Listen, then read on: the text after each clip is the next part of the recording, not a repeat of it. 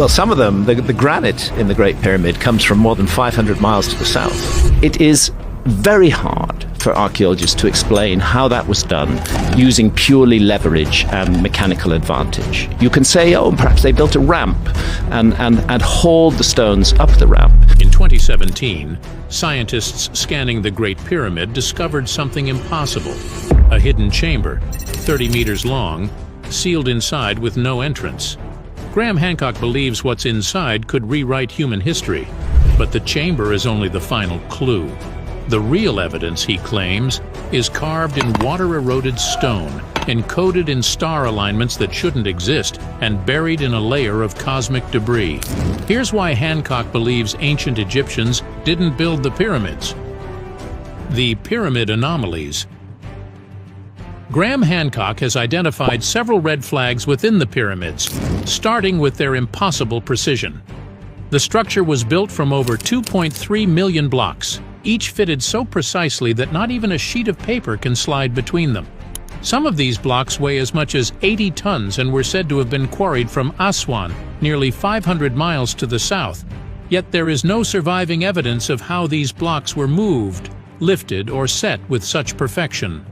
The Egyptians documented nearly every aspect of daily life, yet they failed to leave a single image of how this task was accomplished, a detail Hancock finds extremely suspicious. Hancock also draws attention to the base of the pyramid, a foundation that spans 13 acres yet remains level to within less than an inch. Even with today's laser technology, achieving that degree of accuracy would be a remarkable feat. Yet according to Egyptologists, it was all done in just 20 years. Hancock breaks down the numbers. Assuming 10-hour workdays with teams working year-round, builders would need to quarry, shape, transport, and perfectly position one 2.5-ton block every 4 to 5 minutes continuously for 2 decades. No lunch breaks, no mistakes, no delays. To Hancock, the mathematics alone suggests something doesn't add up. But the pyramid's orientation is where Hancock pauses. Its sides align almost perfectly to true north, off by just 0.05 degrees, an accuracy that even modern builders struggle to match. Yet somehow, more than 5,000 years ago, it was achieved with tools and methods no one can clearly explain. The ancient Egyptians were skilled astronomers, yes, but this level of precision points to a deeper understanding of Earth's geometry itself that Hancock believes could not have been born in Egypt. But the mystery deepens when you examine what sits inside the pyramids. The corridors twist with mathematical precision, rising and falling through the stone like a designed labyrinth. At their center lies a chamber carved entirely from granite, a room with a low vibration in the air and a hum that exists even in silence. Modern tests reveal that the king's chamber resonates at measurable acoustic frequencies due to its precise dimensions and granite construction. Despite this complex precision, the interior looks almost empty. There are no inscriptions, no offerings, or even prayers to the gods. Every royal tomb of the Old Kingdom is drenched in text meant to guide a soul into the afterlife. But here, not even Pharaoh Khufu's name, except for a faint red quarry mark found in an upper cavity, a mark whose authenticity still divides researchers. Hancock believes this absence was deliberate, as if the builders were making a statement that had nothing to do with death. History tells us the Great Pyramid was built with copper chisels, wooden sledges, and rope, the ordinary instruments of the Bronze Age. Yet those tools cannot cut granite effectively. Modern stonemasons have tried to replicate the work and failed, unable to match the clean, symmetrical precision found in Giza's stone blocks. The surfaces are so finely shaped they appear machined, not hand-cut. And if such craftsmanship was truly achieved with primitive tools, Hancock asks, where is the evidence? There is, however, one fragment from the ancient record, a single clue, or perhaps a distraction. The Mirror Papyrus, unearthed in 2013, is the oldest written document ever found in Egypt. It's a work log from an official named Mirror, which describes transporting casing stones from Tura to Giza, essentially a delivery manifest. It records logistics but reveals nothing about the pyramid's design, engineering, or the precision required to achieve what still stands today. For Hancock, it's like finding a shipping receipt for parts and claiming it explains how to build a computer. Hancock's geological evidence. Graham Hancock believes the pyramids of Giza are the inheritance of a civilization far older, far more advanced, and now largely lost to time. Hancock argues that thousands of years before Khufu's reign, a forgotten culture possessed astonishing mastery of astronomy, geometry, and engineering that would later trickle down to the Egyptians in fragmentary form. His geological evidence centers on the Sphinx, not the pyramids themselves. In the early 1990s, Boston University geologist Dr. Robert Schoch examined the Sphinx enclosure and found something that challenged Egyptology at its core. The limestone walls surrounding the monument were cut with deep vertical fissures and wave-like patterns, erosion that Schoch concluded could only be caused by heavy, sustained rainfall, not wind or sand. Egypt hasn't experienced such rainfall since approximately 7000 BCE, thousands of years before the pharaohs. But Schoch's analysis opened the door to rethinking all of Giza. The nearby valley and Sphinx temples, hewn from the same bedrock as the Sphinx itself, bear the same deep, water-worn patterns of erosion. If these monuments once formed a unified complex, Hancock argues, they may all trace back to the same astonishingly ancient origin. The pyramids, rising just beyond them and built from the same kind of limestone, stand close enough to suggest a possible connection. However, this theory remains speculative and widely disputed among Egyptologists who insist that the erosion was caused by wind and sand. But Hancock believes the stones are only the first clue. The trail continues in the sky, where the next piece of evidence is written among the stars. Astronomical evidence. Hancock strongly believes that the accepted timeline, which places the Great Pyramid around 2,560 years before Christ, is nothing but an illusion. To prove this, he points out another clue hidden inside the pyramid itself: the King's Chamber, where two narrow shafts rise upward at precise angles, one aligning with the belt of Orion, the other with the star Sirius. These are not random air vents. Hancock believes they were intentionally designed to target specific stars during certain epochs, forming an astronomical signature left by builders who wanted to mark their place in the cosmos. Such precision would have required an exact knowledge of the heavens, the slow precession of the equinoxes, the cycles of stars, and the rhythm of the night sky over tens of thousands of years. Hancock contends that this level of astronomical mastery doesn't fit within Egypt's fourth dynasty. Researcher Robert Bauval's findings, known as the Orion correlation theory, emerging in the mid-1990s, lend weight to Hancock's argument.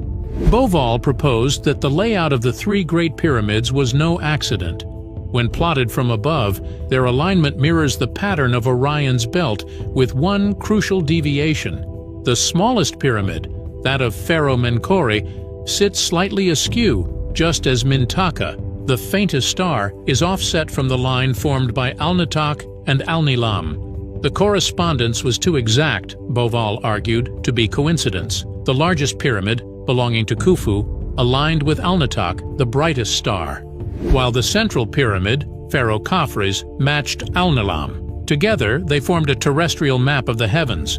But what Bauval uncovered next would push the theory far beyond coincidence. When he projected the sky backward using astronomical software, he found that the pyramid layout only matched Orion's belt perfectly, as it appeared around 10,500 years before Christ, not during the era Egyptologists claim they were built. At that earlier date, Orion would have hung directly above the Giza Plateau at the lowest point of its celestial cycle, a moment ancient skywatchers may have seen as the rebirth of the heavens.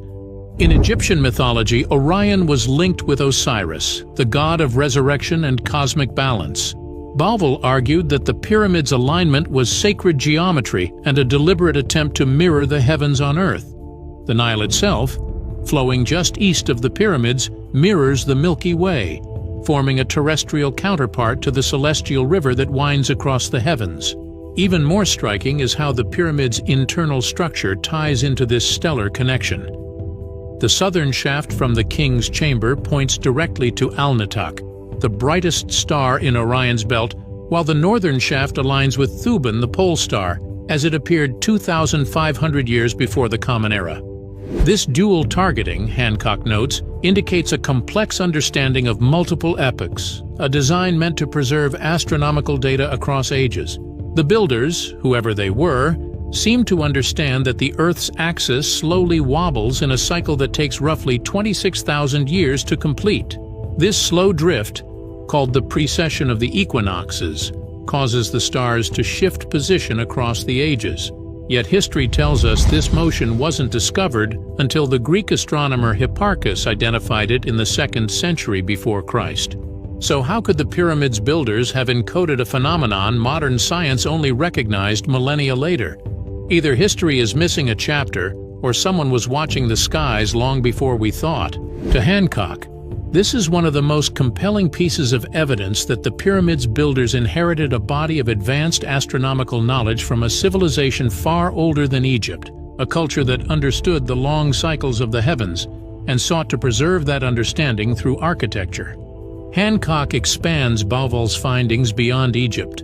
Across the world, he identifies ancient monuments that, in his view, display the same celestial fingerprint, structures whose alignments appear to track specific constellations or equinox events. In Mexico, Hancock believes the Avenue of the Dead at Teotihuacan aligns with the setting of Orion's belt, mirroring the Giza pattern across an ocean. In Cambodia, he proposes that the temples of Angkor Wat are laid out to reflect the constellation Draco and the positions of the solstices, encoding the movements of the northern sky. And in England, he suggests that Stonehenge's precise alignment with the solstitial sunrise and sunset may mark not just the seasons, but the slow drift of precession itself. While these connections remain speculative and are based on hypotheses rather than established archaeological consensus, Hancock sees them as evidence of a network of cosmic knowledge dispersed across continents by the survivors of a vanished world. But he doesn't just theorize. He also points to evidence of a cataclysm so vast, it may have wiped their civilization from history and buried its memory beneath the sands of time. The Younger Dryas Impact.